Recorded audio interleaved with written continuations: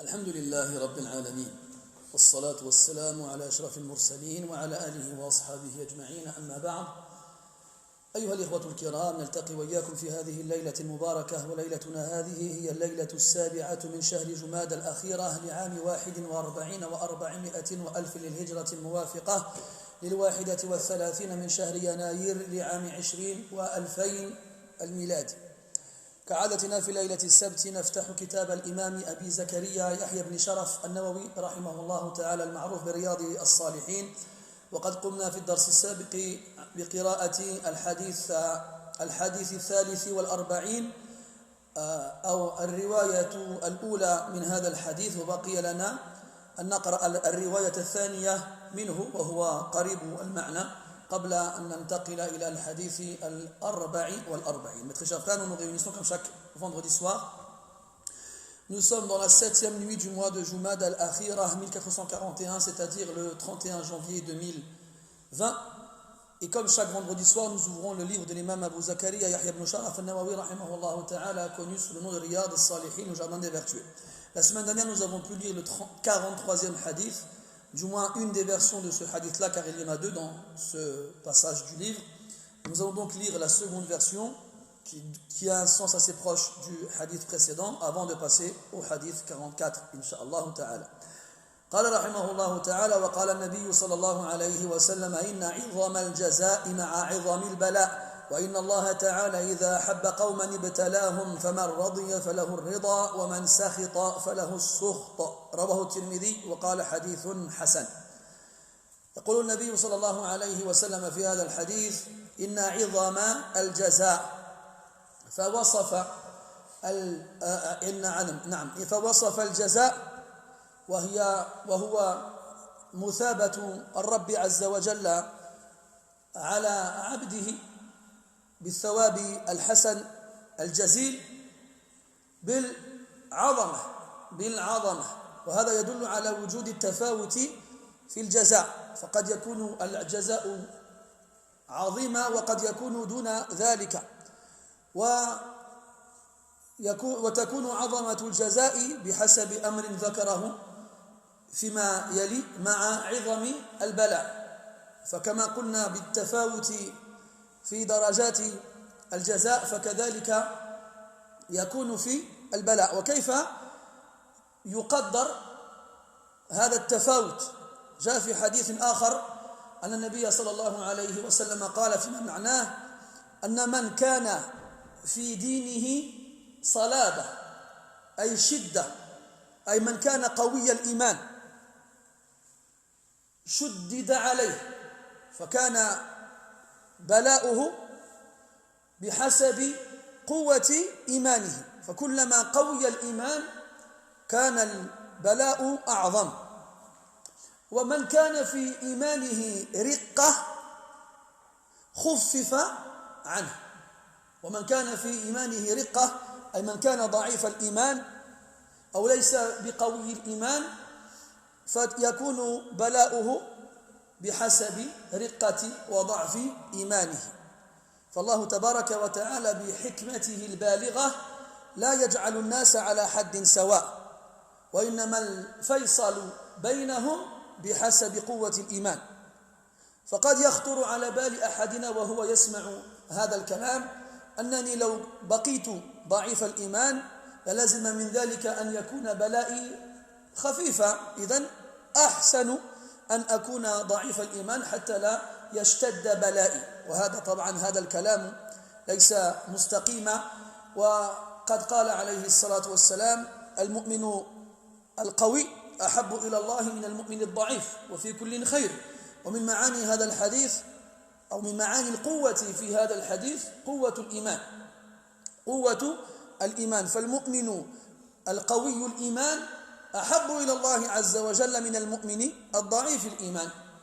فلا ينبغي للمسلم أن يقول أو أن تحدثه نفسه بمثل هذا الكلام، لأن الإيمان إذا ضعف أصبح صاحبه فريسة للشيطان، وأصبح سهلا على الشيطان أن يدخل عليه من كل حذب وصوب. فليحذر الإنسان من مثل هذه الوساوس التي تدور في صدره ألا يسمعها وألا يلقي لها بالا بل أن يحذر وأن يأخذ حذره كل الحذر أن يبقى بعيدا عنها كل البعد فينبغي للمسلم أن يحرص كل الحرص على تقوية إيمانه فقد قال النبي صلى الله عليه وسلم إن هذا الإيمان ليبلى كما يبلى الثوب فجددوا إيمانكم فإذا وجد المرء ثوبه قد بلي بادر إلى السوق ليشتري ثوبا جديدا يستر به عورته ويتزين به أمام الناس ولا يرضى الواحد منا أن يخرج إلى الناس وهو يرتدي ملابس بلية قديمة مرقعة ممزقة بل كل منا يحب أن يكون جميلا والله عز وجل جميل يحب الجمال فيرتدي الملابس الحسنة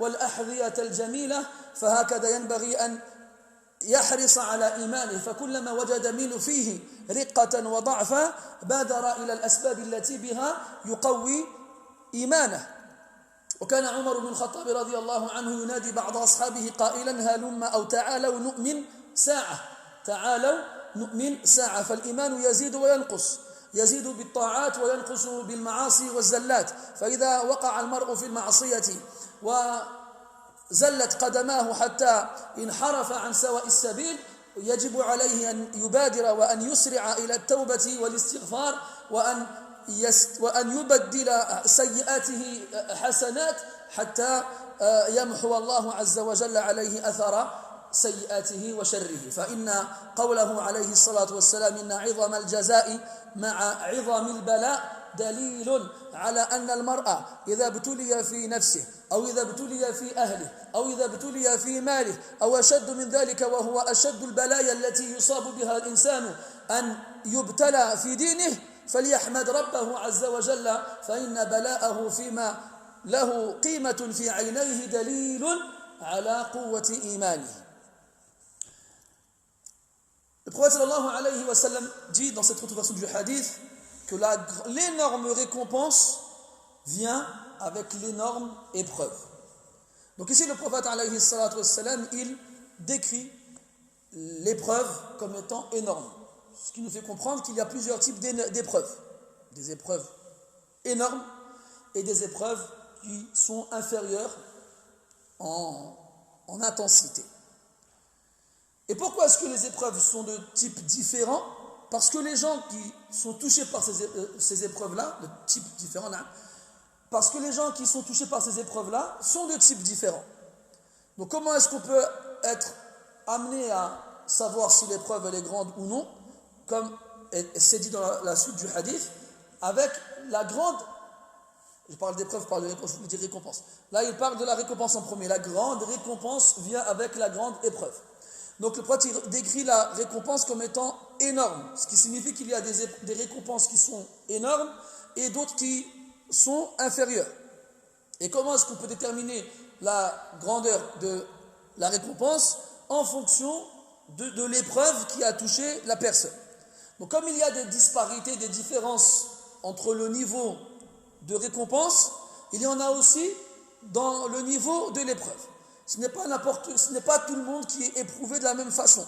Et comme les gens sont éprouvés de façon différente, alors forcément, la récompense qui accompagnera l'intensité de l'épreuve donc, sera proportionnelle à celle-ci. Et alors à ce moment-là, comment on fait pour savoir qui sont les gens qui seront touchés par des épreuves plus grandes et ainsi auront des récompenses plus grandes? Eh bien, cela est précisé dans notre hadith où le prophète dit alayhi salatu wassalam que celui qui a dans sa foi de la fermeté, on intensifiera l'épreuve qui le touchera. Quant à celui qui a dans sa foi une faiblesse, une légèreté, alors son épreuve sera proportionnelle à la légèreté de sa foi. Donc c'est en fonction de la foi de la personne que sera son épreuve. Et en fonction de l'épreuve de la personne, que sera sa récompense. Allah n'a pas mis tout le monde au même rang et au même stade. Et on sait que la foi elle augmente et qu'elle diminue.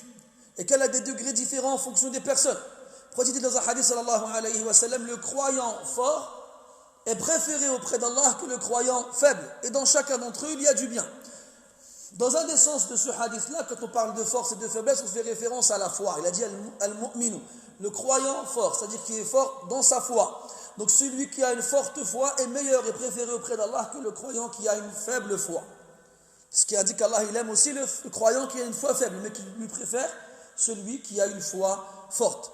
Et comment est-ce que la foi elle augmente? Avec les bonnes actions, avec les actions vertueuses et pieuses, avec la science, avec l'adoration d'Allah subhanahu wa ta'ala.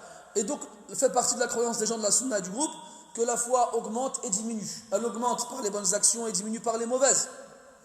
Et d'ailleurs, le prophète dit sallallahu alayhi wa sallam que la foi dépérit comme s'use le vêtement. La foi dépérit comme s'use le vêtement. Alors, renouvelez votre foi. Renouvelez votre foi. Donc l'exemple, il est clair. On a tous des vêtements, on les porte jour après jour, et petit à petit, ils finissent par s'user avec le temps. On commence à avoir un bouton qui part, on commence à trouver un fil qui s'est décousu jusqu'à ce qu'on ait un trou. Quand le vêtement il nous est cher, on essaye de le garder au maximum en le raccommodant comme on peut. Et lorsqu'il n'a pas réellement d'importance à nos yeux, franchement, aujourd'hui, est-ce que les vêtements ont de l'importance à nos yeux? Ils n'en ont plus. Ils en ont plus. Avant, tu pouvais garder un manteau des années. Je me rappelle quand j'étais petit, quand j'étais au lycée, je commençais à avoir à peu près la même taille que mon père et je commençais à prendre certains de ses vêtements. Il avait des beaux manteaux. Je me rappelle d'un parka en cuir, c'était comme ça. Et quand je suis arrivé en seconde, j'ai commencé à le mettre. Déjà à l'époque, mon père, il l'avait déjà depuis un moment. Aujourd'hui encore, il est dans son armoire. Parce que c'est du vrai cuir, c'est pas du cuir à Leader Price. Eh bien, les vêtements qui ont de la valeur, qui sont de qualité, on les garde longtemps. Mais aujourd'hui, nous, on achète comme ça, pour un oui, pour un non, avec les soldes et avec les différents sites qui vendent les vêtements à prix discount, eh bien, on achète et on jette dès qu'on a un trou ou bien quelque chose qui ne va plus. On ne garde plus les vêtements, on les jette.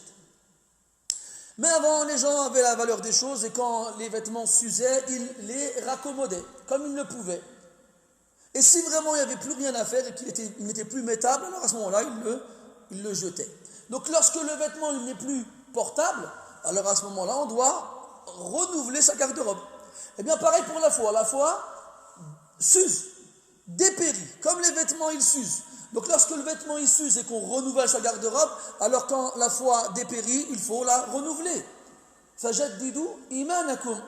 Et Omar ibn al-Khattab radiyallahu anhu, il s'asseyait dans la mosquée quand il voyait des gens passer, il leur disait: venez, nous allons croire un moment, nous allons croire une heure. Comment ça nous allons croire une heure? On va se rappeler Allah Azza wa Jal de façon à ce que pendant une heure, notre foi, elle augmente. Et c'est en évoquant Allah subhanahu wa ta'ala que la foi elle augmente. Allah dit dans le Coran: innamal mu'minuna alladhina idha dhukira Allahu wajilat qulubuhum wa idha tuliyat alayhim ayatuhu zadatuhum imana. Et lorsqu'on leur récite les versets d'Allah subhanahu wa ta'ala, leur foi elle augmente. Asbab ziyadati al-imani madhkura fi ba'd al-kutub falyarji' ilayha al-muhtam bi hada al-amr. Ce genre de choses là, ça mérite un cours à part indépendant, les causes de l'augmentation de la foi. Et il y a même certains livres qui ont été écrits à ce sujet-là, en arabe et même en français pour nos amis francophones. Quoi qu'il en soit, lorsque l'on ressent que la foi, elle baisse, il ne faut pas la laisser comme ça. Parce que comme les bonnes actions sont des sœurs les unes avec les autres, et que l'accomplissement d'une bonne action entraîne l'accomplissement d'une autre, il en est de même pour les mauvaises. Donc lorsque l'on fait une mauvaise action, si on ne se précipite pas à se repentir à Allah Azza wa Jal le plus rapidement possible, comme quand Allah Ta'ala dit: innama tawbatu ala Allah lilladhina ya'maluna as-su'a bi jahalatin thumma yatubuna min qarib. Certes, le repentir incombe à Allah envers ceux qui ont accompli du mal, puis se repentent an qarib, rapidement, à un moment proche de l'accomplissement du péché. Donc il faut se repentir assez rapidement après avoir fait le péché. Puis, au mieux, faire suivre la mauvaise action par une bonne, elle l'effacera. Comme Allah il a dit dans le hadith sallallahu alayhi wa sallam: وَاتْبِعِ السَّيِّئَةَ الْحَسَنَةَ تَمْحُوهَا. Fais suivre la mauvaise action par une bonne, elle l'effacera. Et Allah dit dans le Coran: إِلَّا مَنْ تَابَ وَآمَنَ وَعَمِلَ عَمَلًا صَالِحًا فَأُولَٰئِكَ يُبَدِّلُ اللَّهُ سَيِّئَاتِهِمْ حَسَنَاتٍ. Sauf ceux qui se sont repentis et qui ont cru et ont fait beaucoup de bonnes actions, voici ceux à qui Allah remplacera les mauvaises actions par des bonnes. Donc, il y a des choses à faire quand on tombe dans le péché. Et celui qui tombe dans le péché, irrémédiablement verra sa foi diminuer. Donc, il ne doit pas la laisser se diminuer jusqu'à ce qu'elle dépérisse. Il doit se précipiter à faire les causes pour qu'elle augmente à nouveau. Et lorsque la foi, elle augmente, alors on sera éprouvé. Tout comme lorsque la foi, elle est basse, on sera éprouvé aussi. Mais chacun aura une épreuve proportionnelle à la grandeur de sa foi. Et celui qui cherche les grandes récompenses, alors qu'il sache qu'il doit avoir une foi élevée. Et celui qui sait qu'il a une foi élevée, qu'il s'attende à se faire éprouver. Parce que qui dit grande récompense, dit grande épreuve. Et là, à ce moment-là, quelqu'un pourrait se dire, à ce moment-là, moi je vais garder une foi faible, comme ça si je me fais éprouver, alors j'aurai une petite épreuve. Mais non, ce genre de suggestion satanique ne doit pas te perturber, ne doivent pas t'influencer. Tu dois rester ferme et intelligent et savoir que celui qui a la foi faible, il est en danger parce qu'il marche comme un funambule sur un fil assez fin sous lequel il y a la mécréance. Donc s'il continue de tomber et de glisser, il finira par sortir de sa religion. Car comme je vous l'ai dit, les mauvaises actions s'entraînent les unes les autres. Au début, on en fait une petite, puis une autre, après on s'y habitue, après on n'y voit plus de mal, après on tombe dans les grands péchés, puis un autre, puis on s'y habitue, puis on ne fait plus de mal, on n'y voit plus de mal, jusqu'à faire de la mécréance sans même s'en rendre compte. Comme il disait Ibn Mu'taz, rahimahullah ta'ala, خلي الذنوب صغيرها وكبيرها ذاك التقى واصنع كماش فوق أرض الشوك يحذر ما يرى لا تحقرن صغيرة إن الجبل من الحصى. Délaisse tous les péchés, les petits et les grands, c'est ça la piété. Et agis comme quelqu'un qui marche sur une terre pleine d'épines, il fait attention où il met les pieds. Ne dénigre pas un péché, même s'il est petit, car les montagnes sont faites avec des petits cailloux. Donc, on va tous être éprouvés. Allah dit dans le Coran, La tublawunna fi amwalikum wa anfusikum. Vous serez certes éprouvés dans vos biens et dans vos personnes. Tu vas perdre de l'argent, tu vas te faire renvoyer du travail, tu vas placer ton argent quelque part et tu vas tout perdre. Ala kulli hal, tu vas être touché dans tes biens. Imagine-toi un éleveur qui a un troupeau de vaches et vous vous souvenez quelques années de ça, il y avait la grippe aviaire, la vache folle comme ils l'appellent. Eh bien, qu'est-ce qu'il se passe? Toutes les bêtes du troupeau, elles meurent. Donc toi, tu passes d'un éleveur avec plusieurs centaines de têtes de bétail et du jour au lendemain, tu n'as plus rien. Tu n'as plus rien. Donc Allah, il va t'éprouver dans tes biens. Pareil pour ta voiture, mathalan. Tu l'as mis en contrôle technique, tu as réparé les pièces qu'il fallait réparer, tu as pris rendez-vous avec quelqu'un pour lui vendre, et le jour même, il y a un accident, ta voiture elle se fait écraser par un camion, et c'est toi qui es en faute. L'assurance, elle ne rembourse pas, ni tu as reçu de remboursement, ni tu n'as pu la vendre. Un déficit total. Et ça, c'est le genre de choses qui arrivent tout le temps. Autre raison possible, autre cas possible, tout va bien, au travail, tu as un bon poste, machallah, tout se passe bien, et ta boîte, elle met la clé sous la porte. Donc, licenciement économique, on dépose le bilan, toi, tu vas pointer au chômage. Donc, entre une matinée et une soirée, ta vie, elle peut être bouleversée. Ça, c'est dans tes biens, ça, et c'est pas grave, c'est matériel. C'est matériel. L'argent, ça fait sa part. Aujourd'hui, tu as, demain, tu n'auras pas. Aujourd'hui, tu n'as pas, demain, tu auras. Combien de riches s'est réveillé le matin avec de l'argent, s'est couché le soir pauvre? Combien de pauvres s'est réveillé le matin sans rien et le soir avec plein d'argent à ne savoir qu'en faire? Shahid, c'est que les épreuves, elles nous touchent dans nos biens et elles nous touchent dans nos personnes.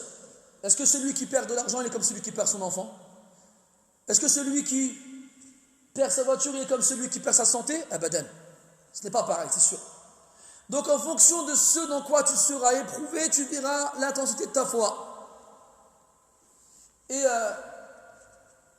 on sera tous éprouvés, obligatoirement. Mais comment? Dans quoi? Notre argent? Nos familles? Nos personnes? Tout ça, c'est pas grave, tout ça. Tout ça, c'est rien.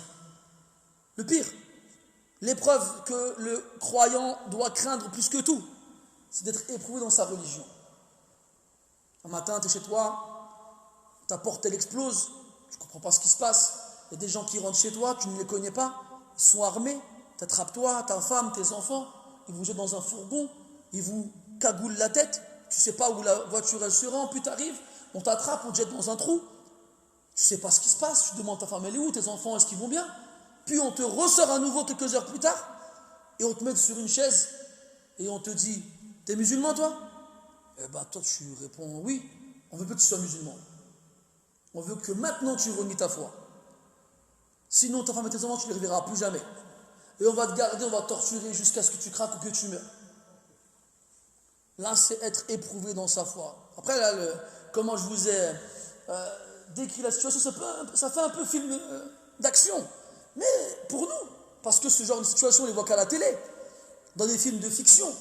Mais il y a des gens qui le vivent vraiment ça. Il y a des gens qui le vivent vraiment. Et on a nos frères en Chine qui le vivent. Qui sont parqués comme des animaux dans des camps de concentration, qu'ils ont osé appeler des camps de rééducation, où on les force à boire de l'alcool et à manger du porc. Et à renier leur foi. Donc des fois, est-ce que vous vous posez la question, quand vous apprenez ce qui se passe sur terre chez les musulmans, vous vous dites, attends, mais eux ils se font éprouver. On les attrape. Pourtant, est-ce que toi, avant que ces choses n'arrivent, tu t'es posé la question en te disant, mais est-ce qu'il y a des musulmans en Chine? Est-ce qu'ils vivent bien leur foi? On ne savait même pas qu'ils existaient. Moi, je parle pour moi en tout cas. Je ne savais pas qu'ils existaient, moi. Puis, on apprend un jour qu'ils existent. Ils étaient tranquilles dans leur province. Ils ont metté personne, ils faisaient du mal à personne. Du jour au lendemain, ils sont devenus l'ennemi public numéro 1. Pas une personne, 2 personnes, un groupe de 10 personnes ou de 100 personnes. Des millions. C'est des millions quand même. C'est que la Chine a trouvé les moyens logistiques de lever des camps de concentration pour y garder des gens contre leur gré à un nombre quand même assez important. Et là, tu jettes un coup d'œil à ta vie personnelle et tu te dis dans quoi je me suis fait éprouver moi.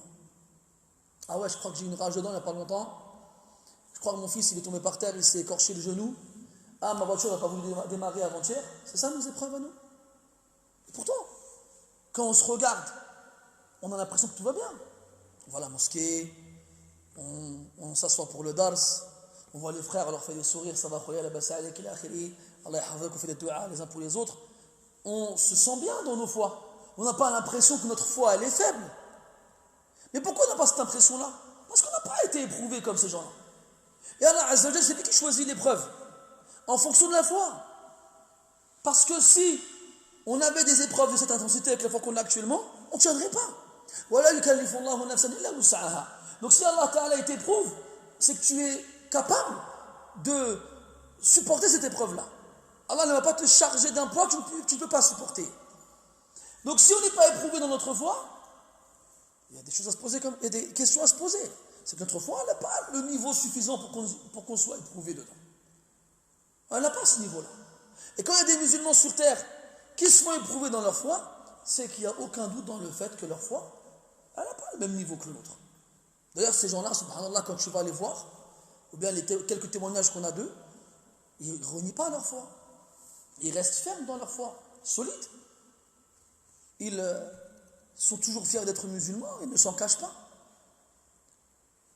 Donc, nous tous on court après les grandes récompenses.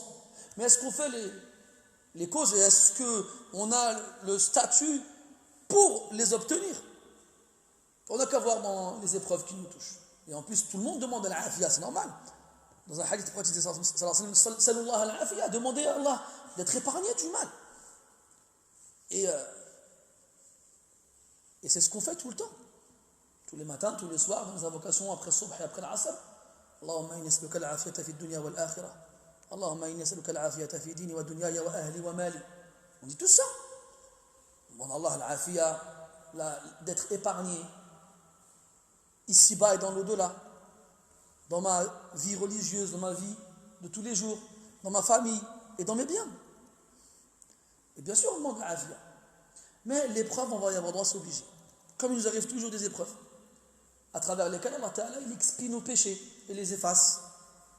Mais celui qui veut une grande récompense doit avoir une grande foi. Et celui qui veut avoir une grande foi doit faire les causes pour l'obtenir.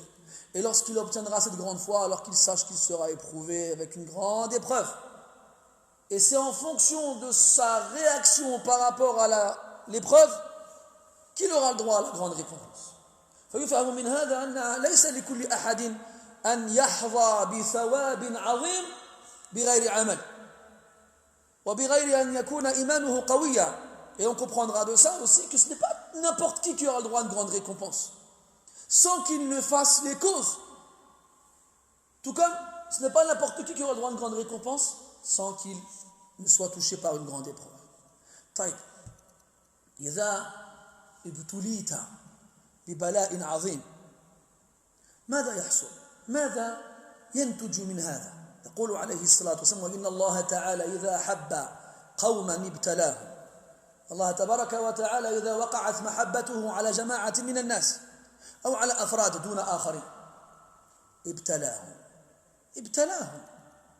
وادعى قوم على عهد رسول الله صلى الله عليه وسلم محبة الله، فأنزل الله تعالى قوله سبحانه: قل إن كنتم تحبون الله فاتبعوني يحببكم الله. سمى السلف هذه الآية بآية المحنة، لأن الادعاء غير كاف، لا بد مع الادعاء من دليل وبرهان يبين صدق المقال. فمن ادعى المحبة فيجب عليه أن يأتي بالدليل القاطع الساطع الدال على صدق ادعائه. فالشأن كل الشأن، أو ليس الشأن أن تحب، لأن الناس كلهم يزعمون أنهم يحبون الله، وهيهات هيهات بين هذا وذاك فيما يزعمون. فمن السهل أن يجري على لسانك هذا القول بأنك تحب الله، لكن هذا لا يسوي شيئا. إنما الشأن أن يحبك الله، أن تتلبس بلباس التقوى وبلباس الإيمان حتى وأن تعمل بالأعمال الصالحة التي يحبها الله، وحينئذ يحبك الله عز وجل. وجاء في الحديث أن النبي صلى الله عليه وسلم قال: ازهد في الدنيا يحبك الله، ازهد في الدنيا يحبك الله. وهذه من الأسباب، أو هذا من الأسباب التي بها ينال العبد محبة الله سبحانه وتعالى، أن تزهد في الدنيا. والزهد ترك ما لا ينفع في الآخرة. وما أبعدنا عن الزهد. وهل وجدتم أحدا من الزهاد في هذا الزمان؟ رحلوا وذهبوا وغيبوا، فلا يكاد أحدنا يراهم بعينيه إلا من رحم الله وقليل ما هم. فعلى كل حال، إن الله إذا أحب قوما، والقوم هنا بمعنى الجماعة من الناس، ابتلاهم. لماذا يبتليهم؟ ليرى صدق محبتهم، ليرى هل هم أهل ليحظوا بهذه المحبة. وانظروا في القرآن حيث قال الله عز وجل لعبده موسى عليه السلام: وألقيت عليك محبة مني ولتصنع على عيني. فابتلاه ولم يزل صبيا في المهد، حتى كاد جنود فرعون يدخلون على بيت أمه ليأخذوا الصبي ليقتلوه، فحماه الله ووقاه، وأوحى إلى أمه أن تجعل الولد في صندوق وأن تجعل الصندوق في النهر، ففعلت، فوقع الصندوق بين يدي فرعون وامرأته، فألقى الله عز وجل على قلب امرأته محبة تجاه هذا الولد، فتعلق قلبها به، فقالت: قرة عين لي ولك لا تقتلوه عسى أن ينفعنا أو نتخذه ولدا وهم لا يشعرون. فبعدما وقع الطفل الرضيع في قصر من أراد قتله، ومن قتل بسببه إخوانه الكثيرين منذ سنين، شاءت حكمة الله تبارك وتعالى أن يرجع الولد إلى أمه، فيرجع إليه لترضعه، ثم ينشأ ويكبر ويترعرع في قصر عدوه الذي أمنيته القصوى أن يراه صريعة. وبعد سنين لما بلغ موسى شده واستوى قتل رجلا من القبط، فاتفق الملأ من قوم فرعون على قتله، فهرب وخرج من بلد فرعون. ثم حصل ما حصل، ورجع بعد سنين يدعو فرعون إلى الله عز وجل ويأمره بإطلاق سراح قومه، ثم جرى ما جرى.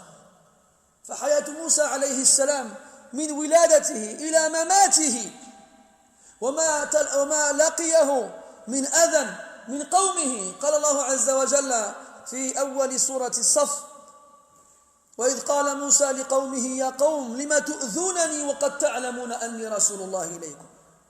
آذوه أشد الإيذاء، ومع هذا يقول الله سبحانه وتعالى: وألقيت عليك محبة مني. فالله تعالى إذا أحب قوما أو عبدا ابتلاه يختبر صدقه، وكذلك ليكفر عنه كل سيئاته، فإذا وقف بين يديه يوم القيامة وقف وليس على ظهره ذنب واحد، يمشي على الأرض وليس على كتفيه خطيئة. فالله تعالى يريد من عبده أن يكون خفيف الظهر، كما قال عز وجل في سورة الشرح: ألم نشرح لك صدرك ووضعنا عنك وزرك الذي انقض ظهرك، أي أثقل ظهرك. فالوزر الذنب والإثم يثقل الظهر، أنت لا تشعر به في الدنيا لأنه معنوي. فإذا جاء يوم القيامة ووضعت سيئاتك على كفة الميزان فخفت كفة الحسنات فعلمت ما جزاؤك، كما جاء مصرحا ذلك في القرآن: وأما من خفت موازينه أي موازين حسناته فأمه هاوية وما أدراك ما هي، نار حامية. على كل حال، وإن الله إذا أحب قوما ابتلاهم فمن رضي فله الرضا. من رضي بالله ربا، من رضي بحكمة الله تبارك وتعالى، من رضي بهذا البلاء فصبر وتحمله ولم يتسخط ولم يتضجر ولم يغضب على ربه سبحانه وتعالى فله الرضا، فيجزيه الله تبارك وتعالى بالرضا من عنده، فيرضى الله عز وجل عنه ويرضي الناس كلهم عنه. ومن رضي الله تعالى عنه كان من الفائزين حقا، فله الرضا.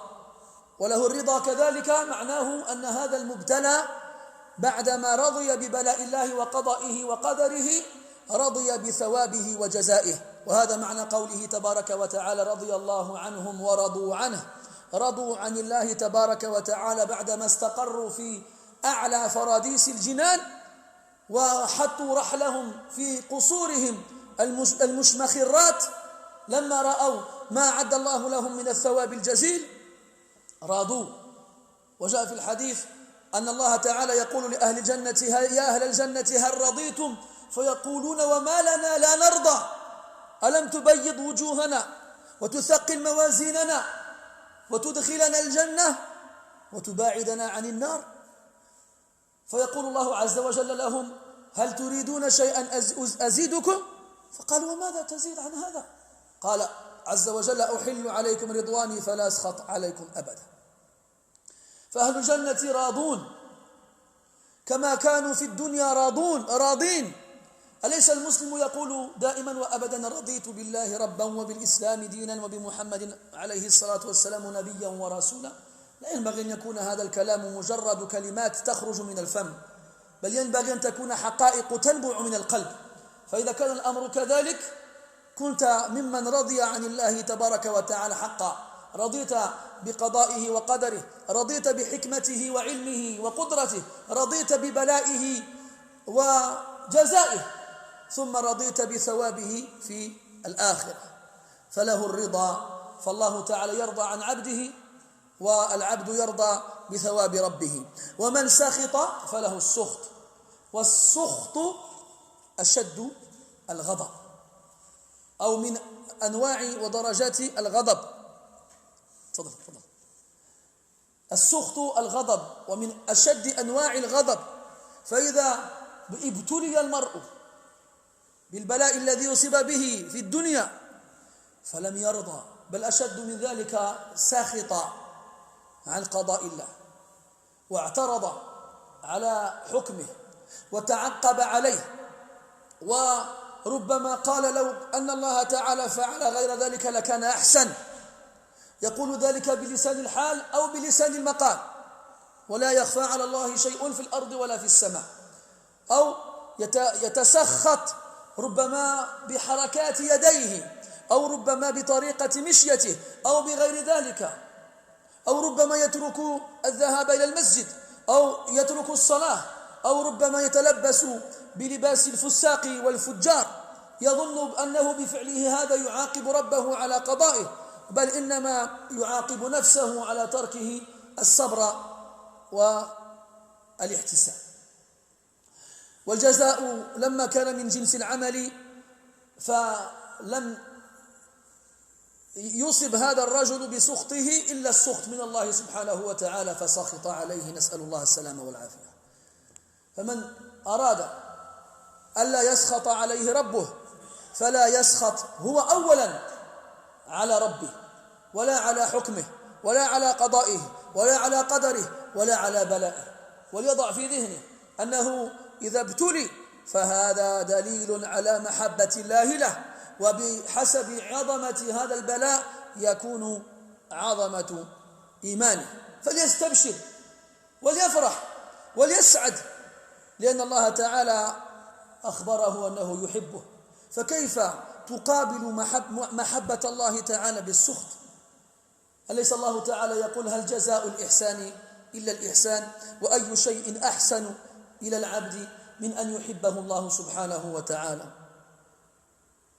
لأن الإيمان مبني على 3 أركان: الخوف والرجاء والحب. فإذا جاء يوم القيامة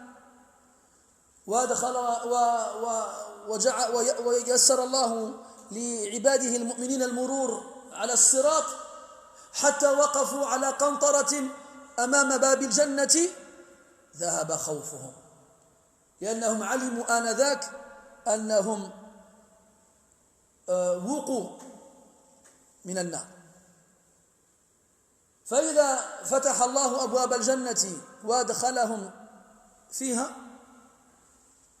ذهب رجاؤهم، لأنهم حصلوا على ما كانوا يرجون. فإذا استقر أهل الجنة في الجنة كما قال الله لهم في القرآن عدة مرات: لا خوف عليكم ولا أنتم تحزنون. ما في خوف، والرجاء قد تم رجاؤهم، كانوا يرجون شيئا فوهبه الله إياهم، وكلما أرادوا شيئا أعطاه الله تعالى إياه، فانتفى الخوف وزال الرجاء. فماذا يبقى إلى أبد الآبدين؟ الحب. وهذا الحب الذي يكون في قلب العبد إلى الله سبحانه وتعالى لا يزال يزداد بغير نهاية، من غير نهاية. الإنسان كل حياته وهو يجتهد غاية الاجتهاد ليكون الله تعالى محبا له. فهنا يبتليك الله ويخبرك أنه يحبك، وأنت تقابل هذه المحبة بالسخط. لبئس ما فعله هذا الظالم إذا، هل جزاء الإحسان إلا الإحسان. Puis le prophète dit alayhi salatu wassalam, et lorsqu'Allah aime des gens, il les éprouve. Allah il aime, subhanahu wa ta'ala. Il n'aime pas n'importe qui. Et ce qui compte, c'est pas que toi tu aimes Allah, parce que tout le monde prétend aimer Allah. N'importe quel croyant, n'importe quel musulman, même s'il a la foi très basse, très faible, tu lui demandes est-ce que tu aimes Allah, il te répondra bien sûr. Mais nous, le problème, c'est qu'on ne sait pas ce qu'est l'amour. Et on ne sait pas le prouver non plus. Alors, on le prétend sans le savoir. Mais ce qui compte, ce n'est pas que toi tu aimes Allah Ta'ala. Parce que ça ne veut rien dire en vrai. Quand on aime, il y a des preuves qui sont censées prouver l'exactitude de tes propos. Ce qui compte, c'est qu'Allah Ta'ala il t'aime. C'est pas que toi tu l'aimes. Parce qu'Allah, tu ne peux que l'aimer. Tu ne peux pas avoir autre chose envers lui. Il t'a créé, il t'a tout donné, il t'a épargné de je ne sais combien de mal, de maux. Comment ne pas l'aimer? C'est pas possible. Quelqu'un d'aqil, quelqu'un qui a un minimum de raison, ne peut qu'aimer Allah subhanahu wa ta'ala. Al-insanu majboulun ala mahabbati man ahsana ilayh. C'est l'être humain, dans son instinct, naturellement, il a été créé de façon à aimer celui qui est bienfaisant envers lui. On parle comme les êtres humains comme toi. Ahsin ila an-nasi tasta'bid qulubahum talama ista'bada al-insana ihsanu. Sois bienfaisant envers les gens, tu réduiras leur cœur à l'état d'esclavage. Ça fait longtemps que la bienfaisance a servi les humains. Quand tu es bienfaisant envers quelqu'un, c'est que quelqu'un-là, il est digne, il est noble de cœur et d'esprit, il ne peut que se sentir redevable vis-à-vis de toi. Et plus ce bienfait que tu lui as fait est grand, et plus il se sentira redevable devant toi, et jamais il ne pourra te refuser quoi que ce soit. Voyez quelqu'un en train de se noyer. Il avale tasse après tasse, et au moment où il commence à s'enfoncer dans les profondeurs de l'eau, il sent une main l'attraper, le sortir et l'extirper de l'eau. Puis, il le ramène sur la terre ferme, et il lui prodigue les premiers soins, et il le sauve. Cet homme-là, comment tu peux le remercier pour ça? Est-ce que quelqu'un, il peut dire la vie, elle vaut 200 millions d'euros? Personne ne peut dire ça. Personne ne peut quantifier la valeur d'une vie.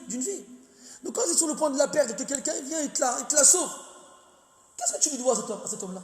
Comment tu peux le remercier? Si il va te dire, ah Hassan, tu prêtes ta voiture? Tu vas lui dire non? Non. Ah, moi je te sauve la vie, toi tu me dis non pour ta voiture.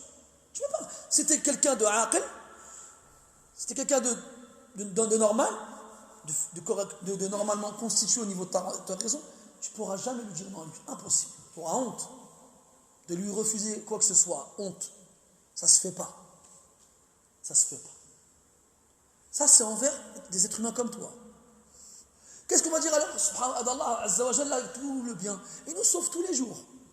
Mais on ne s'en rend pas compte, on ne sait pas, nous. On ne sait pas. Tu prends ta voiture, tu démarres, tu pars. Puis tu arrives au feu rouge, et il y a un embouteillage, là, et c'est marqué quoi? Route barrée, un accident. Tu dis, c'est mort, je ne peux pas partir où je voulais aller. Tu fais demi-tour et tu rentres chez toi. Qu'est-ce qui te dit, toi, que si tu n'avais pas fait demi-tour, tu avais pris la route malgré tout, il ne te serait pas arrivé un malheur? On ne sait pas, non? Donc non seulement Allah, il te sauve du mal, mais il te donne le bien. Et tu n'aimes pas. C'est pas possible. C'est pas possible. Donc ça compte pas que tu dises que tu aimes Allah. En plus, il faut que tu le prouves. Allah, par contre, lui, ce qui compte, c'est qu'il t'aime. Et à l'époque du prophète, sallallahu alayhi wa sallam, déjà, il y a certains hommes qui ont dit, nous, on aime Allah. Ça y est, là, c'est nous affirmé. Alors Allah Ta'ala l'a révélé dans le Coran un verset dans lequel il dit, si vous aimez Allah, alors suivez-moi, Allah, il vous aimera. Parce que ce qui compte, c'est pas que vous aimiez Allah. Ce qui compte, c'est qu'Allah Ta'ala, il vous aime. Et comment est-ce qu'Allah Ta'ala, il t'aime? Entre autres, parmi les causes de l'amour d'Allah, c'est que tu suives le prophète, alayhi salatu wassalam. Donc, ce verset, comme il dit Hassan al-Basri, rahimahullah ta'ala, il a été surnommé le verset de l'épreuve. Ayatul Mihna. Pourquoi? Parce qu'Allah Ta'ala leur a demandé des preuves sur leurs prétentions. Puis quand Allah Ta'ala aime quelqu'un, il l'éprouve. Et plus il aime, et plus il l'éprouve. Comment il dit tout à l'heure? Si la grande récompense vient avec la grande épreuve, et que la grande épreuve vient avec la grande foi, eh bien sache que quand Allah Ta'ala il t'aime, eh bien plus il t'aime, plus tu éprouveras. C'est pour ça que ceux qu'Allah il a le plus éprouvés, ce sont les prophètes. Les gens qui sont le plus éprouvés sont les prophètes. Et dans le Coran, à titre d'exemple, Allah parle de Moussa alayhi salam. Alors qu'il était encore un jeune bébé, Allah il dit wa alqaytu alayka mahabbatan minni. J'ai jeté sur toi un amour de ma part. Et puis on connaît l'histoire de Moussa alayhi salam. Dès sa naissance, il était en danger. Parce qu'au départ, Pharaon, il a vu en rêve qu'un des fils d'Israël allait être la cause de son anéantissement. Alors il a pris la décision de tuer tous les nouveau-nés chaque fois qu'ils venaient au monde. Alors ses ministres lui ont dit, si tu tues tous les nouveau-nés des fils d'Israël, tu n'auras plus de main d'œuvre pour travailler pour toi. Alors il a décidé de les tuer un an et de les épargner un an. Donc un an sur deux, il les tuait, et un an sur deux, il les laissait. Haroun, le frère de Moussa, qui est son aîné d'un an, est né l'année où les nouveau-nés étaient épargnés. Et Moussa, alayhi salam, l'année d'après, est né. Et Allah Ta'ala, il a informé la mère de Moussa et lui a dit de mettre le bébé dans une boîte et de le laisser partir avec le Nil. Alors que les soldats de Pharaon rentraient dans les demeures des Hébreux pour tuer les enfants comme ils le faisaient tous les 2 ans. Et alors que la mère de Moussa laisse le bébé partir dans sa boîte sur le Nil, où est-ce qu'il arrive? Entre les mains de Pharaon et de sa femme. Mais quand Allah il aime quelqu'un, eh bien, il crée dans le cœur de ses serviteurs de l'amour envers lui. Et lorsque la femme de Pharaon, qui a été privée d'enfant, a vu le bébé, elle s'est éprise de lui. Et elle a dit à Pharaon, quelle réjouissance pour moi et pour toi, ne le tue pas, il se peut qu'il nous soit utile ou qu'on en fasse notre enfant. Alors ils l'ont gardé. Et ils l'ont ramené dans leur palais. Et cet enfant pour lequel Pharaon a décimé des centaines, des milliers de bébés, il se retrouve dans son palais. Mais Allah Ta'ala, il a voulu calmer la tristesse de sa mère, qui commençait à éprouver de la solitude et à vouloir voir son enfant. Alors il a interdit à Moussa d'allaiter de qui que ce soit en dehors de sa mère. Allah Ta'ala, d'une certaine façon, il a fait revenir Moussa à sa mère pour qu'elle l'allaite. Mais il faisait des allers-retours entre chez sa mère et le palais de Pharaon. Et c'est comme ça qu'il a grandi, auprès de sa mère et dans la maison de son plus grand ennemi. Puis, après être devenu adulte, à 40 ans, il lui est arrivé une succession d'événements qui sont tous des épreuves, jusqu'à ce qu'il fût contraint de quitter l'Égypte, ou plus précisément la ville de Pharaon. Et après qu'Allah lui donnait la victoire sur Pharaon, il est resté auprès de son peuple qui lui ont fait du tort. Et comme Allah dit dans le Coran, et lorsque Moussa a dit à son peuple, « Oh mon peuple, pourquoi me faites-vous du tort alors que vous savez que je suis le messager d'Allah auprès de vous ?» Et on a déjà parlé dans ce cours-là de certains exemples de cela, jusqu'à ce que Moussa meure, alayhi salam. Pour toute sa vie, du moment où il est né jusqu'à sa mort, il a été éprouvé. Et il a dit Allah Ta'ala, wa alqaytu alayka mahabbatan minni. Et j'ai lancé sur toi un amour de ma part. Et Allah il dit des croyants, innal ladhina amanu wa amilus salihati sayaj'alu lahumur rahmanu wudda. Ceux qui ont cru et ont fait des actions vertueuses, Allah leur attribuera une affection. Allah leur attribuera une affection. Dans combien de versets Allah Ta'ala nous informe qu'il aime les croyants, il aime les pieux, il aime les vertueux. Inna Allah yuhibbu as-sabirin, yuhibbu al-muhsinin, yuhibbu al-muttaqin, yuhibbu at-tawwabin wal-mutatahhirin. Allah il aime beaucoup de types parmi ses serviteurs pieux et vertueux. Donc, quand Allah il les aime, qu'est-ce qu'il fait? Il les éprouve. Il les éprouve pour voir s'ils sont dignes de cet amour et pour faire que leurs péchés les quittent comme les feuilles mortes quittent les arbres en automne. De façon à ce qu'il marche sur terre et il n'a pas un seul péché sur les épaules qui vient alourdir son échine. Comme Allah dit dans le Coran, et nous avons fait disparaître de toi ton fardeau. Al-wizr, c'est le fardeau, ce qu'on porte, ce qui est lourd. Ce fardeau qui a alourdi ton dos. Parce que les péchés sont lourds. Mais nous, on ne le sait pas, on ne le sent pas. Parce que ce n'est pas palpable, ce n'est pas concret, on ne va pas les toucher. Mais le jour de la résurrection, ils seront palpables, ils seront concrets et ils auront un poids. Et Allah dit dans le Coran, فَمَنْ ثَقُلَتْ مَوَازِينُهُ, celui dont les actions pesées seront lourdes, les bonnes actions, parce qu'il y a un mawazin, c'est soit le jam' de mizan, soit le jam' de mawzoun. Et comme as-sahih, al-rajih, comme quoi il y a une seule balance et pas plusieurs, donc mawazin ici ce sont les actions qui sont pesées. Et quelles sont les actions qui sont pesées? Ce sont les actions vertueuses. Celui dont les actions vertueuses seront lourdes, فَأُولَٰئِكَ هُمُ الْمُفْلِحُونَ. Voici ceux qui seront les victorieux. وَأَمَّا مَنْ خَفَّتْ مَوَازِينُهُ. Et quant à celui dont les actions pesées seront légères, lesquelles? Les bonnes actions. Il n'y a pas assez de bonnes actions pour qu'elles alourdissent sa balance. Par contre, il y a des mauvaises actions qui vont alourdir le côté qui prend les mauvaises actions. Donc elles seront un poids. Elles seront lourdes. Et là, on ne pourra rien faire pour changer la donne. Plus rien. C'est trop tard, ça y est, c'est fini. إنها كلمة هو قائلها لا تختصموا لدي وقد قدمت إليكم بالوعيد ما يبدل القول لدي وما أنا بظلام للعبيد. Quand Allah dit une chose, il ne revient pas dessus. Une parole unique qu'on ne peut pas changer. Donc le péché, il est lourd. Parmi les noms du péché en arabe, al-wizr, c'est le fardeau. C'est lourd. Et nous, on ne le sent pas. Et Allah ne cesse d'éprouver son serviteur jusqu'à ce qu'il marche sur terre sans aucun péché sur les épaules. Et le jour de la résurrection, quand il sera ressuscité et appelé à comparaître devant son Seigneur pour le jugement, eh bien, il ne verra pas une seule mauvaise action. Et il s'étonnera. Voici mes mauvaises actions. Je te les ai toutes effacées de ton vivant, parce que je t'ai éprouvé et tu as su supporter l'épreuve. Donc quand Allah il aime des gens, il les éprouve. Donc tu as vu Talazum entre les trois éléments. Grande récompense avec grande épreuve. Amour d'Allah avec l'épreuve. Donc si tu veux des grandes récompenses et qu'Allah il t'aime, bah alors tu sais ce qui te reste à faire. Enfin toi tu ne choisis pas les épreuves qui vont te toucher. Mais en tout cas, tu dois faire en sorte d'avoir une foi forte. Et pour avoir une foi forte, il faut avoir des bonnes actions. Et quand tu as une foi forte et que tu fais des bonnes actions, alors Allah Ta'ala il t'aime. Et quand Allah Ta'ala il t'aime, eh bien Allah il t'éprouve. Et à ce moment-là, quand l'épreuve elle arrive, qu'est-ce qu'il se passe? C'est ta réaction qui compte à la fin. Celui qui est satisfait, alors il obtiendra la satisfaction.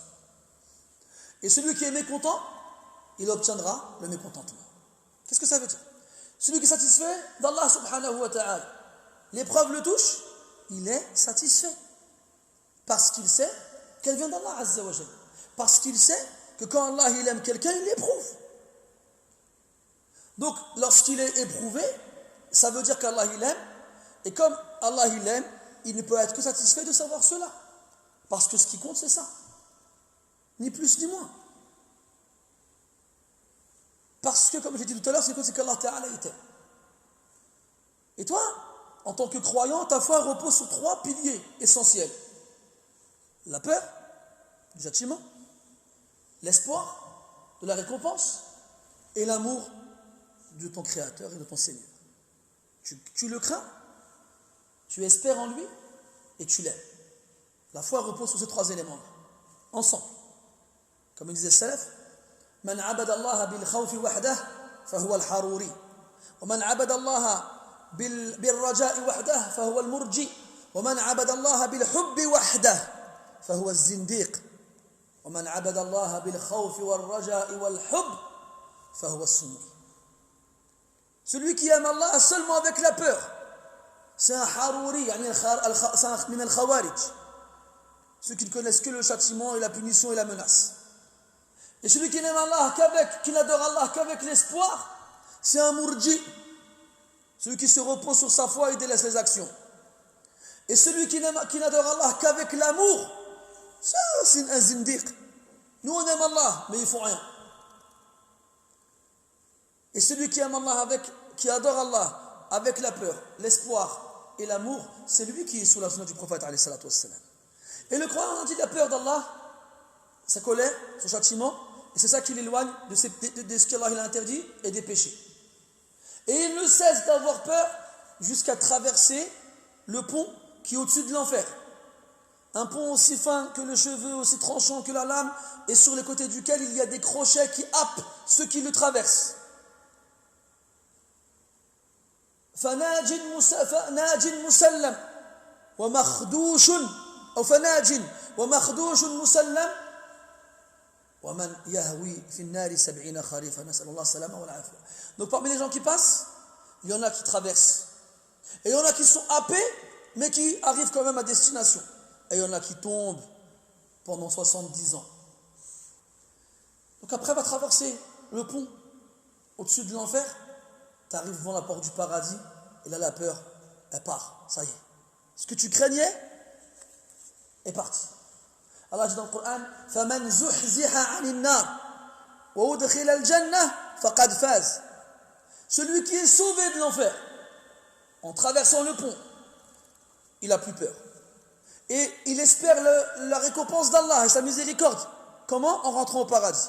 En arrivant dans les portes du paradis, il les trouvera fermées, puis Allah Ta'ala leur donnera à ce qu'elles soient ouvertes et les gens y rentreront au paradis. Ils s'installeront dans leur demeure et ils y resteront éternellement heureux et joyeux. Alors leur espoir sera atteint. Ce qu'ils ont tant espéré, c'est enfin réalisé. Donc ils n'ont plus rien à espérer. Chaque fois qu'ils veulent une chose, Allah il leur donne et leur offre sans compter. Donc la peur et l'espoir sur lesquels reposer leur foi ne sont plus là. Qu'est-ce qui reste? Il reste l'amour. L'amour, Allah, on l'aime tout le temps, ici-bas et dans l'au-delà, et encore plus au paradis. Lorsque les gens rentreront au paradis, qu'ils verront Allah Ta'ala, et qu'ils se trouveront dans leur palais, et qu'ils jouiront de leur récompense, et alors leur amour ne cessera d'augmenter, encore et encore, sans aucune limite, éternellement. Donc ce qui reste à la fin, c'est l'amour. Et ce qui commence au début, c'est l'amour. Puis il est accompagné par la peur et l'espoir, puis à la fin, il se retrouve à nouveau tout seul. Donc, c'est ce que cherche tout croyant, qu'Allah Ta'ala, il l'aime. C'est ça qu'on veut, qu'Allah, il nous aime. On a dit tout à l'heure que Allah Ta'ala, il est bienfaisant envers nous et qu'il nous épargne, il nous sauve du mal. Il se fait aimer auprès de nous, à nous, par les bienfaits. Et nous, eh bien, toute notre vie en tant que croyants, c'est ce qu'on attend. Qu'Allah il nous aime. Qu'Allah il nous aime. Et quand il nous aime, il nous éprouve. Toi, tu sais ça. Quand l'épreuve elle arrive, tu sais qu'elle vient d'Allah Azza wa Jalla. Et tu sais que quand Allah il éprouve quelqu'un, c'est parce qu'il aime. Donc tu devrais être content. J'ai enfin une preuve qu'Allah il m'aime. Il m'a éprouvé. Ça veut dire qu'il m'aime. Alors tu dois être satisfait. Tu dois être content. Tu dois être heureux. Eh bien non. On n'est pas content. On est mécontent. Insatisfait. Mais celui qui est satisfait d'Allah comme Seigneur, satisfait de sa sagesse. Parce qu'Allah, il n'éprouve pas les gens comme ça pour rien, pour leur faire du mal. Hasha. Abadan. Au contraire, on a dit pourquoi. Entre autres. Donc toi, tu es satisfait de la sagesse d'Allah Ta'ala. Tu dis, si Allah va me prouver, pour ça, dans ça, c'est parce qu'il y a une raison. J'en suis satisfait. Eh bien, celui qui est satisfait, il obtiendra la satisfaction. Ça veut dire deux choses. Qu'Allah Ta'ala sera satisfait de lui, parce qu'il a bien réagi face à l'épreuve, et que lui-même aussi sera satisfait quand Allah il le récompensera au paradis. C'est dans ça qu'Allah dit dans le Coran, radiyallahu anhum wa radu anhu. Allah est satisfait d'eux et ils sont satisfaits de lui. Quand ils verront qu'Allah, quand il leur a promis au paradis des choses qu'aucun œil humain n'a vues, aucune oreille humaine n'a entendu, aucun cœur humain n'a pu imaginer. On entend ça. Puis on se demande le paradis, mais c'est quoi à la fin?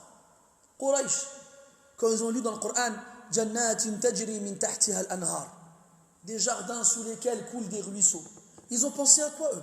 Ils ont pensé aux jardins qu'il y avait dans Shem, en Syrie, en Palestine.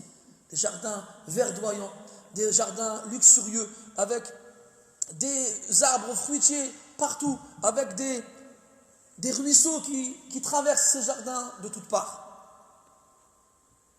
Il disait, c'est ça le paradis que le Dieu de Mohammed il promet à ceux qui le suivent. Et là, l'erreur, elle a été faite. Ils ont comparé. Il ne faut pas comparer. Abdullah ibn Abbas radiallahu anhuma dit Laysa fil jannati mimma na'rifu illa al-asma. Il n'y a au paradis de ce qu'on connaît que les noms. Amma al-haqa'iq, les réalités, on ne les connaît pas. On ne les connaît pas. On ne sait pas comment c'est le paradis. Tu crois que tu vas arriver au paradis, tu vas dire ouais, bof, je m'attendais à mieux. Non, c'est pas possible, c'est impossible. Ça, enlève-le de ta tête. Enlève-le de ta tête, ce n'est pas possible. Tout ce que tu peux imaginer du paradis, c'est meilleur. Le paradis, c'est meilleur. Tout. Et comme je l'ai déjà dit aussi, Allah Ta'ala, quand il parle, cette description du paradis avec des jardins sous lesquels coulent des ruisseaux, c'est une image qui correspond au paradis chez les Arabes de l'époque, qui vivent dans le désert, où il n'y a pas d'herbe, il n'y a pas d'arbre, il n'y a pas de ruisseau, il n'y a rien, il n'y a pas de jardin. Donc eux, quand ils pensaient au paradis, quelque chose de paradisiaque, ils pensaient à ça. Nous, dans notre culture occidentale, quand on passe au paradis, on pense à quoi? On pense à une île, avec du sable fin, avec une eau turquoise, avec des cocotiers, avec des mangues, des goyaves, des fruits de la passion. Je vais m'arrêter là parce que... on pense à ça. Ce qui compte, c'est que tu saches qu'Allah il a préparé pour toi au paradis ce que tu ne peux pas imaginer.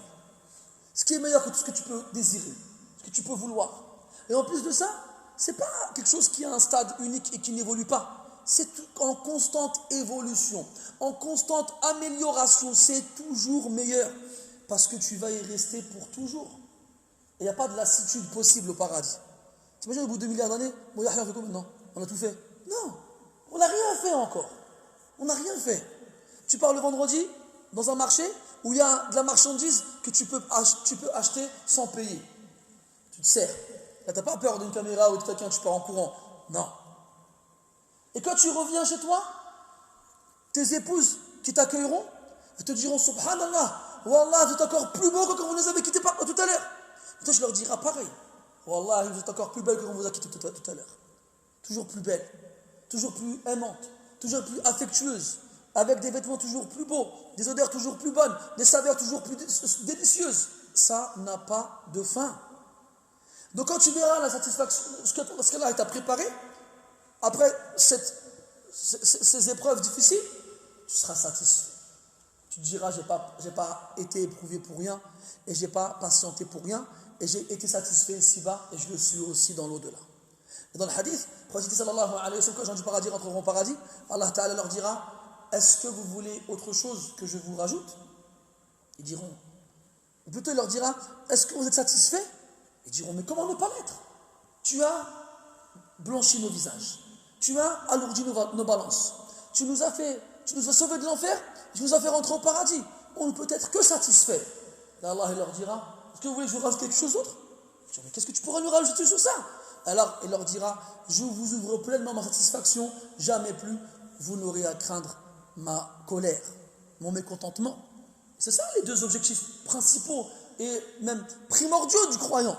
C'est qu'Allah soit satisfait de lui et qu'il ne soit pas en colère contre lui. Et c'est ce qu'on répète tout le temps dans la Fatiha. Ne nous guide pas dans le chemin de ceux sur qui la colère s'est abattue. Et donc, celui qui est satisfait de l'épreuve, alors il obtiendra la satisfaction d'Allah Azza wa Jal et lui-même vis-à-vis de ce qu'Allah lui prépare comme récompense. Quant à celui qui est mécontent en français c'est le contraire de content. Et en arabe, as-sukht, c'est un des degrés de la colère. Il y a plusieurs types de colère. Et le plus grand type de colère, c'est le maqt. Non, ça c'est le bourg, pardon. Le plus grand type de colère, c'est sukht. C'est le plus haut stade de la colère. Et le ghadab, il y a sukht, c'est au-dessus. Être mécontent. Traduction relative approchée.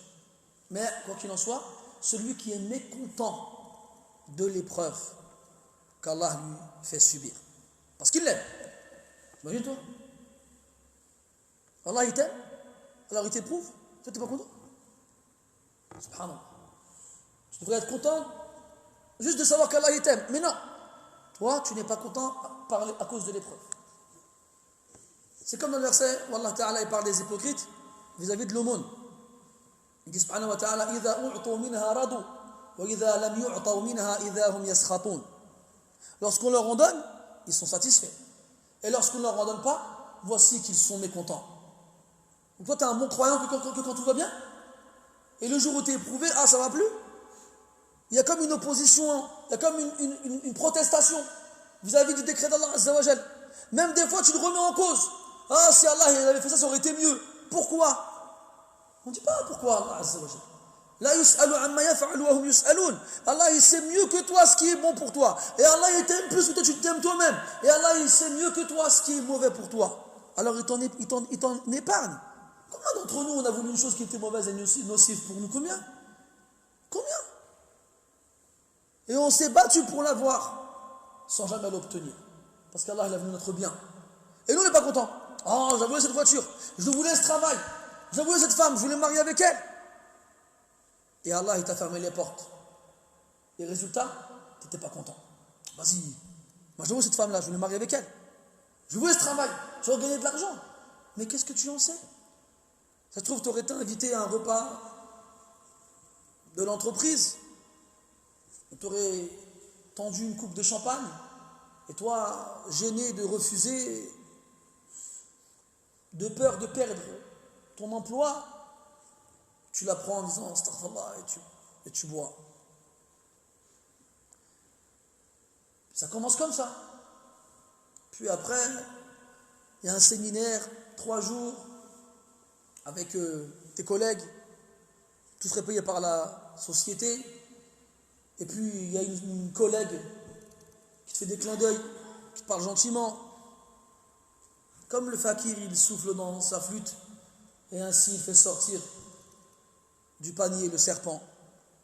Et donc, toi au début, astaghfirullah. Mais t'as déjà dit oui avec la première coupe de champagne. Tu manges avec eux, avec ton smoking et ta cravate. Et elle est là, elle dit, il y a un qaddour dans la salle, il n'y a pas de qaddour. Qaddour, que tes yeux sont bleus, que tes cheveux sont soyeux, que tu es éloquent, que tu es élégant.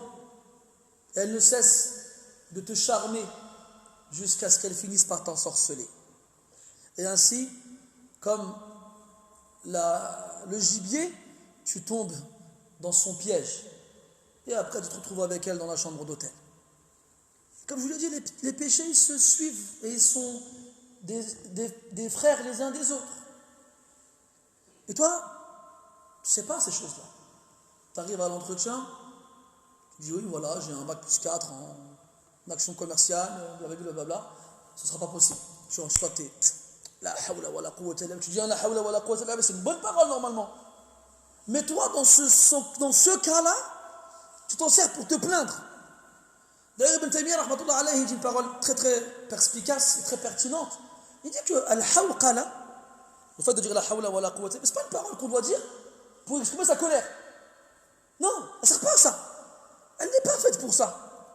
C'est une formule d'évocation avec laquelle on évoque Allah subhanahu wa ta'ala. C'est même un des trésors du paradis. Et le prophète ne l'a pas dit pour exprimer sa colère ou son mécontentement. T'imagines toi?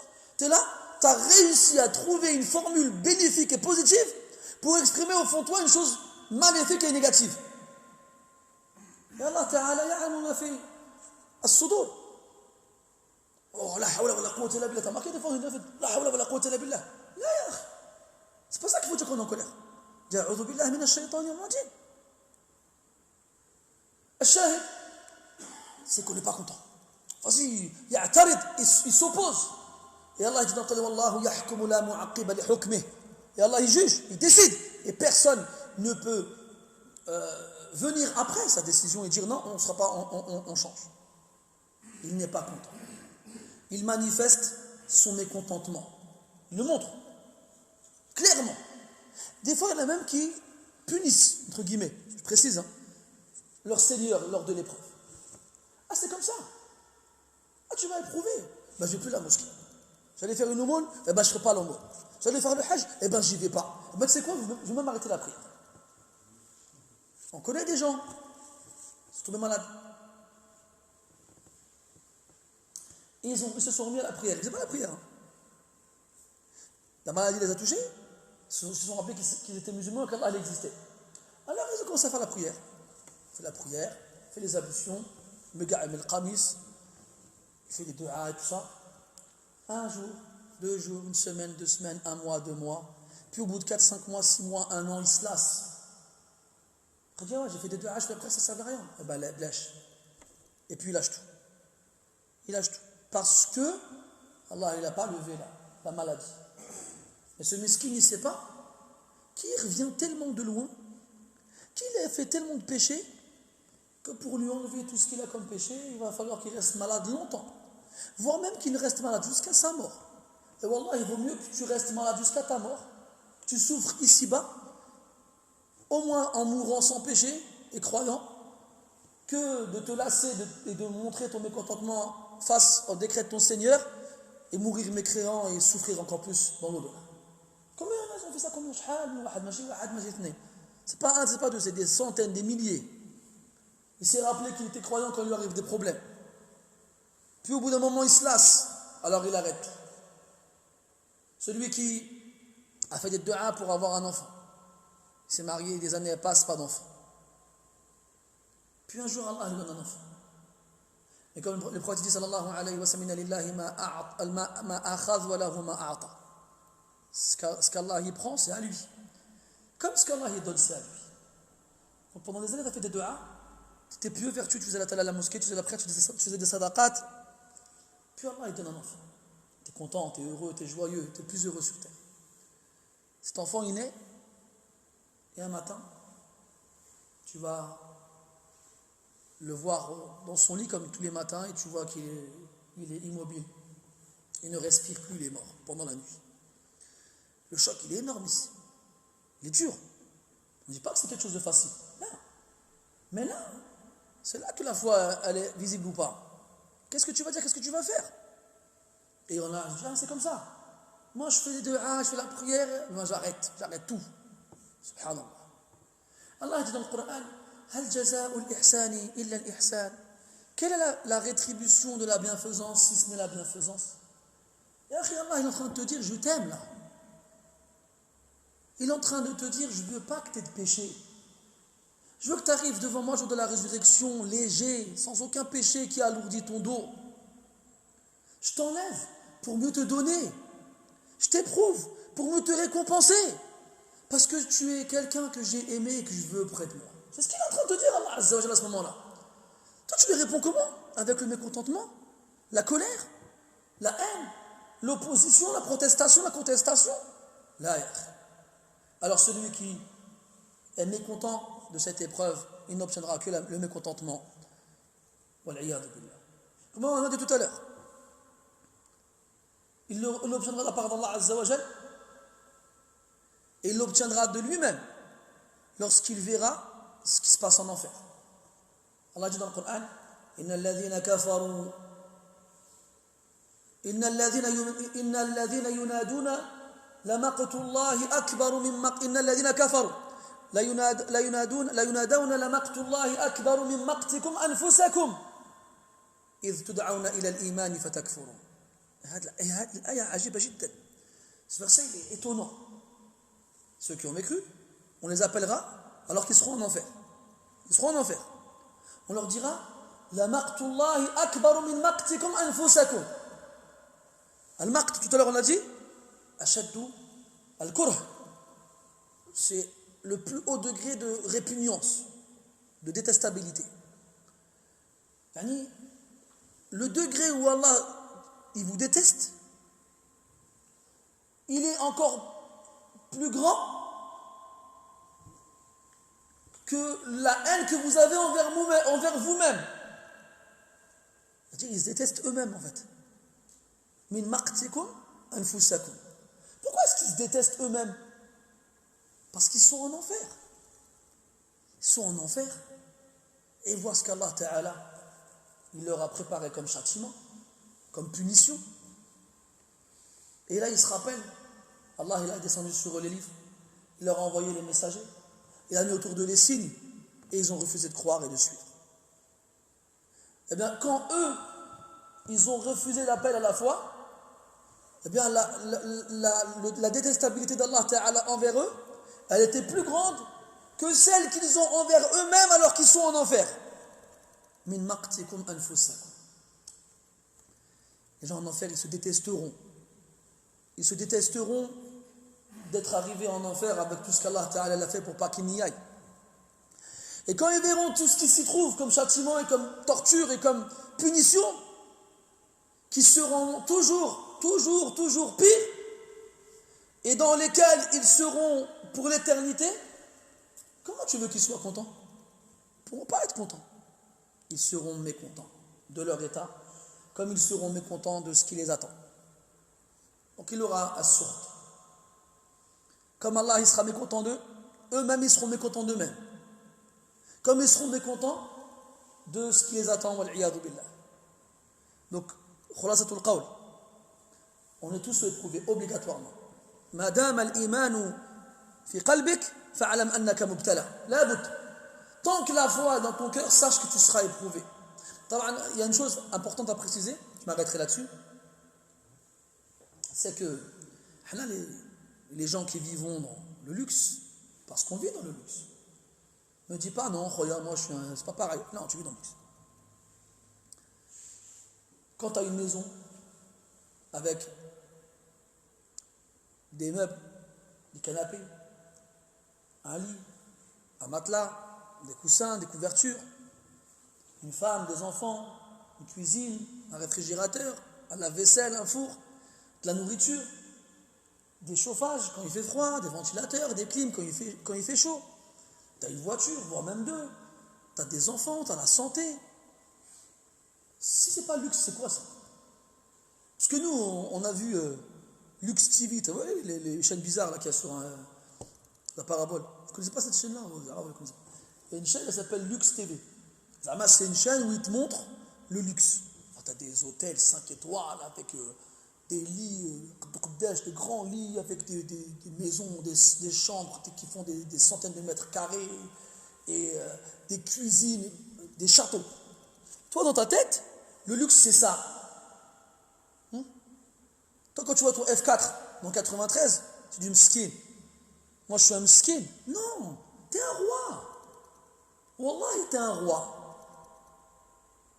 Mais comme toi, tu regardes celui qui est au-dessus de toi, tu n'es pas capable de considérer le bienfait d'Allah sur toi. C'est pour ça qu'Allah nous dit, regardez ceux qui sont en dessous, pas ceux qui sont au-dessus. Sinon, vous allez dénigrer les bienfaits d'Allah sur vous. Et c'est ce qui se passe. C'est ce qui se passe. Et après, tu prends l'avion le matin de Roissy, le soir, tu es à Jeddah en Arabie. Et 1 heure plus tard, tu es devant la Kaaba. 1 heure plus tard, tu es devant la Kaaba. Même pas une journée. Tu sais combien de temps il mettait avant pour partir à la Mecque? Il mettait 3 mois. 4. Et nous, on est là. Oh, l'avion, il est nul. Ah, j'ai pas aimé le repas qu'ils nous ont préparé. En plus de ça, la place qu'il y avait entre les sièges, elle était étroite. En plus, il n'y avait même pas de film intéressant à regarder dans... Tu te rends compte avec ça, on n'est pas content en plus. Ou bien, il y avait 4 heures d'escale à Istanbul. Ou bien, quand tu arrives à Jeddah, on a attendu 2 heures que le bus y parte. Même avec tout ça, c'est toujours mieux que 3 mois. 3 mois sur le dos d'un âne, à traverser des pays que tu ne connais pas, où il y a des lions, des hyènes, des animaux que tu ne connais même pas, des gens qui sortent de nulle part pour t'attaquer. Il y a des gens qui n'arrivaient même pas. Des gens, ils mouraient en chemin. Mais non. Tu arrives à Mecca, tu n'es pas content. L'hôtel, il n'est pas terrible. J'ai trouvé un cafard dans la salle de bain. Wallah. Moi, une fois, on m'a dit ça. Il y a un cafard dans la salle de bain. Mais embrasse-le. T'es à la Mecque. C'est un cafard de la Mecque. Il doit être bien. Non, il n'est pas content. Il y a rien, moi, je suis dans une chambre. Elle m'a fait payer pour avoir des cafards dans ma chambre. Les cafards, t'as chez toi dans 93, ils ne gênent pas. Moi, j'ai grandi avec les cafards, moi. C'était presque un animal de compagnie. Ça ne nous dérangeait pas. La nuit, on marchait dans le noir pour ne pas réveiller, pour aller au petit coin, là, comme Allah, des fois on entendait. Ah, mince, j'ai tué Jack. On leur donnait des petits noms pour. Subhanallah. On a grandi avec. Ouled le bled. Les cafards français, ils sont mignons.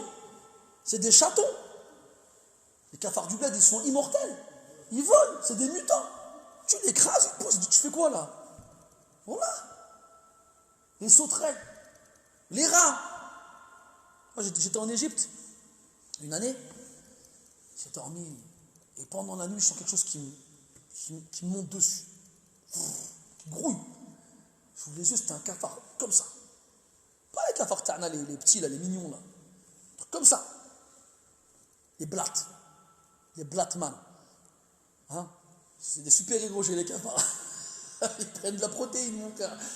Ouais. Toi, t'es là, t'es pas content, mon frère. Jamais content, jamais. Un vrai Français. Les Français sont connus, les Français. Hein. Ils sont connus pour toujours se plaindre. T'as vu, tous les jours, il y a une grève, tous les jours, il y a une manifestation, ils sont jamais contents. Ils ont la Sécu, la CMU, les assédiques, la retraite, mais ils sont jamais contents. Jamais. Bah, viens au Maroc. Viens. Vis là-bas. Et regarde si dans la rue, il y a quelqu'un qui n'est pas content. Va voir. Il n'y a personne dans la rue. Ils sont tous comme ça. Je le Malik. Ils sont contents, ils sont contents. Va toi d'ailleurs, va. Va au Pakistan. Va au Sri Lanka. Va en Inde. T'as vu là, ils ont fait une chaîne humaine. T'as vu, t'es au courant de ce qui se passe en Inde là? Ils font des lois, ils ont voté des lois islamophobes, officielles. C'est-à-dire que les musulmans n'ont pas les mêmes droits que les non-musulmans en Inde. Ça, c'est une loi, elle est officielle. Officielle. Alors, il y a des manifestations, mais là-bas, t'es en Inde, t'es pas en France. Là, les gens, ils se plaignent parce que le SRS leur a balancé un flashball dans la tête. Là-bas, ils tirent à balles réelles. Il y a déjà plus de 40 morts. Je pense que vous êtes au courant déjà dans les manifestations. Il y a plus de 40 morts. Parce que tu es en Inde. Tu n'es pas en France. Il n'y a pas de gilet jaune, bleu, vert. Tu mets toutes les couleurs de l'arc-en-ciel, ils vont tirer dessus, mon frère. Pour eux, tu es un animal. Tu n'es pas un humain. C'est moi. Je ne suis pas en train de dire que la France, c'est beau, c'est beau, c'est rose. Hein. Je ne suis pas en train de dire que les gens qui se plaignent, ils n'ont pas le droit de se plaindre. Moi, je ne donne pas mon avis dans ces questions-là. Je vous fais juste un constat. Un constat. Le Français n'est jamais content. Ça, c'est une réalité. Et nous, comme dans le hadith, Man ashara qawman sara minhum, celui qui vit avec un peuple, un certain temps, il en fait partie. Donc, c'est les Arabes ou les Noirs qui viennent se plaindre des Français, les Français comme ci, les Français comme ça. Arrête, t'es un Français, toi aussi. T'es un Français. T'es un Français. T'es comme eux, tu manges comme eux, tu vis comme eux, t'es pas content comme eux, t'es un Français. Tu t'appelles pas Jean-Jacques, tu viens pas du Lot-et-Garonne. Tu t'appelles Mouloud et tu viens du 93, mais dans ton comportement, t'es un Français, t'es pareil qu'eux. T'es pareil qu'eux. Jamais content. Quelle détestable caractéristique que de ne jamais être satisfait de rien. Et malheureusement, cette chose-là, on l'applique surtout, même dans les mosquées. On n'est pas content. T'as vu, on vient à la mosquée, puis on dirait l'émission, là, je ne sais plus comment ça s'appelle, où t'as des jurys, le dos... ils sont assis dos à la scène, et puis il y a quelqu'un qui vient, et puis ils appuient sur un... Je ne sais même pas si cette émission-là, ils appuient sur un buzzer, ils sont contents, je ne suis pas content, et le candidat, il reste ou il ne reste pas. Je ne sais même pas, je crois que j'ai mélangé deux émissions. Et le moyen, c'est pareil. Tu vas à la mosquée? Non, si tu vas, mais j'aime pas. Allez, ça dégage. Ça dégage. C'est toi, dégage. C'est toi.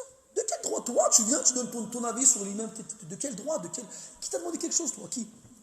Dans les émissions, encore, on va parler des émissions, là, les trucs où ils font des gâteaux, là. Ou bien de la cuisine. Est-ce qu'il ramène la ménagère de 40 ans dans son 93 pour juger sur le plat des gens? Non. Il ramène la fine fleur de la gastronomie française. Il te ramène les meilleurs cuisiniers. Eh bien, quand tu veux juger quelqu'un dans un domaine, sois au moins comme lui dans ce domaine-là. Au moins. Et au mieux, meilleur. Toi, tu ne sais pas lire l'arabe. Tu connais rien du fiqh. Le Coran, on n'en parle même pas. Tu vas dire, non, si tu m'énerve parce qu'il crie quand il parle. Moi, t'as demandé quelque chose, toi, t'as demandé quelque chose. Expliquez-moi pourquoi dans les concerts, quand il y a des chanteurs de rock, ils viennent avec leur guitare, ils mettent des baffes qui font 3 mètres sur 3 mètres, qu'on entend à des kilomètres. Pourquoi alors? Ça vous dérange pas quand ils crient à ce moment-là? Pourquoi? Pourquoi dans les concerts de musique, plus c'est fort, mieux c'est? Quand dans les discothèques, ils mettent la musique à fond. Pourquoi quand c'est de la musique, ça ne vous dérange pas?